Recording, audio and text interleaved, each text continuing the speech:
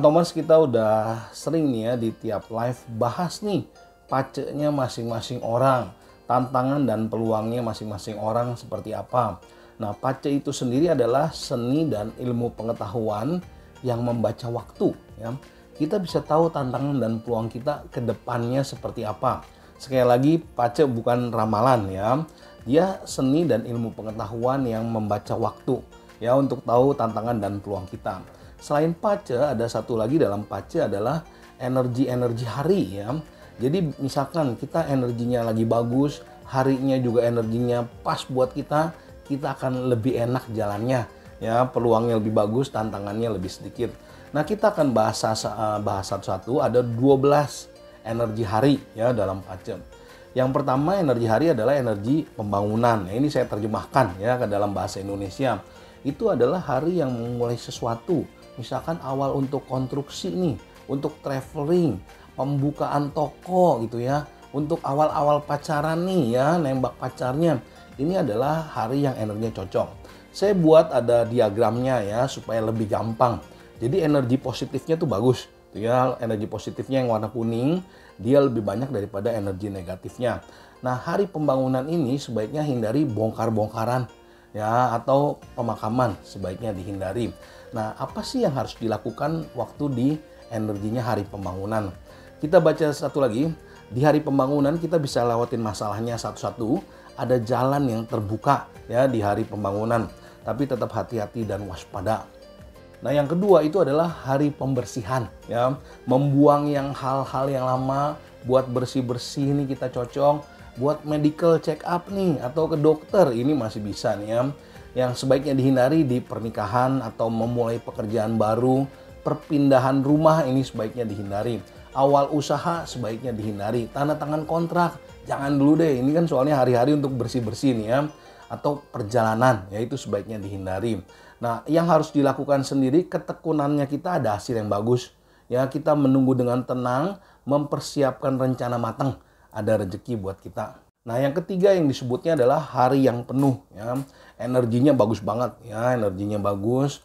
Nah, dia cocok nih untuk tanda tangan kontrak, dia untuk bisnis atau upacara, ritual-ritual atau traveling. Yang sebaiknya dihindari ini bersih-bersih ya, jangan bersih-bersih nih hari yang bagus ini nih. Atau kegiatan yang menghancurkan, demolish ya, bongkar-bongkaran ya, atau awal pekerjaan baru ini sebaiknya dihindari. Urusan legal, urusan hukum itu sebaiknya juga dihindari. Nah, kalau bisa juga kita nggak usah medical check up deh di hari-hari yang ini nih, hari-hari yang energinya penuh. Untuk kartunya sendiri lebih fokus nih, ya akan banyak keberhasilan. Nah, yang keempat sendiri disebut hari yang seimbang ya, energinya Pantomers bisa lihat di atas, dia energi positifnya sama minusnya dia seimbang. Ini untuk pernikahan masih oke ya, untuk perpindahan, untuk awal konstruksi, untuk renovasi masih boleh-boleh aja.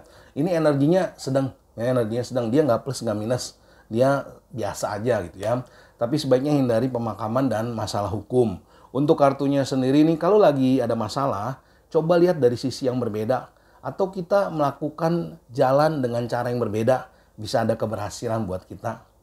Nah, yang kelima itu energinya stabil ya, stabil. Udah seimbang tadi terus dia stabil. Ya, dia nggak naik, nggak turun ya. Walaupun energi positifnya lebih bagus nih.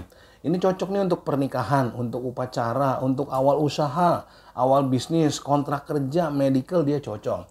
Nah, sebaiknya dihindari tuh pindah rumah ya, pemakaman atau perjalanan, masalah hukum sebaiknya dihindari di hari yang stabil ini. Untuk kartunya sendiri situasinya berubah. Kita harus bisa adaptasi dengan perubahan.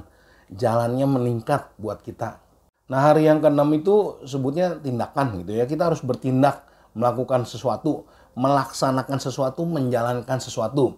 Jadi kita udah buat rencana matang, udah pembukaan bisnisnya bagus. Nah, ini di hari yang energinya 6 nih, tindakan kita melaksanakan satu-satu rencana kita gitu ya. Ini bisa nih untuk awal kerja ya, tanda tangan kontrak bisa, renovasi bisa, tapi hindari perjalanan jauh atau perpindahan. Energinya sendiri dia lumayan minus ya, ini akan menghadapi banyak tantangan ya, banyak tantangan dalam waktu kita menjalankan rencana kita. Untuk kartunya sendiri tenang aja ya, banyak saingan, tekanannya keras, tapi rezeki tidak tertukar ya. Persiapan kita udah mateng, banyak tantangannya bisa dilewatin ya, rezeki tidak tertukar. Nah, yang ketujuh sendiri hari yang disebut penghancuran, demolish ini ya. Ini cocok untuk merobohkan sesuatu nih. Ya, kalau gedung-gedung lama mau dipugar gitu ya, dirobohin dia cocok. Medical, cek kesehatan dia cocok. Nah, sebaiknya hindari aktivitas penting ya. Misalkan pernikahan, awal kerja atau sesaran, ini sebaiknya dihindarin. Untuk kartunya sendiri, kita harus melihat lebih bersih, lebih teliti dan tenang secara keseluruhan. Ya, hal kecilnya kita perhatiin, kita antisipasi, kita aman. Hari yang ke-8 sendiri disebut hari yang berbahaya ya. Itu benar-benar energi negatif semua isinya. Nah, di sini sebaiknya hindari yang kegiatan yang resiko tinggi. Hindari pekerjaan yang berbahaya-berbahaya ya. Ini cocok untuk demolish ya, untuk menghancurkan sesuatu atau upacara. Sekali lagi, hindari kegiatan yang resiko tinggi. Nah, yang harus kita lakukan, kita mesti stop di saat berbahaya. Ada hal buruk yang kita mesti buang supaya jalannya kita lebih bagus. Nah, kita harus mempersiapkan diri kita untuk jadi yang lebih baik. Nah, setelah hari yang cukup berbahaya nih, yang hari yang menegangkan, itu ada hari kesuksesan. Ya, jangan lupa di balik masalah akan ada peluang bagus, di balik tantangan ada rezeki yang bagus. Ada kesuksesan nih ya. Ini adalah hari yang positif. Ini hari yang untuk awal baru, pernikahan, konstruksi atau perpindahan. Nah, sebaiknya hindari masalah hukum atau legalitas. Untuk kartunya sendiri, perjalanan beratnya bisa dilewatin dan ada nasib baik. Hari ke-10 sendiri adalah hari menuai. Ya, hari mendapatkan penghargaan hasil usaha kita. Hari mengumpulkan hasil nih ya.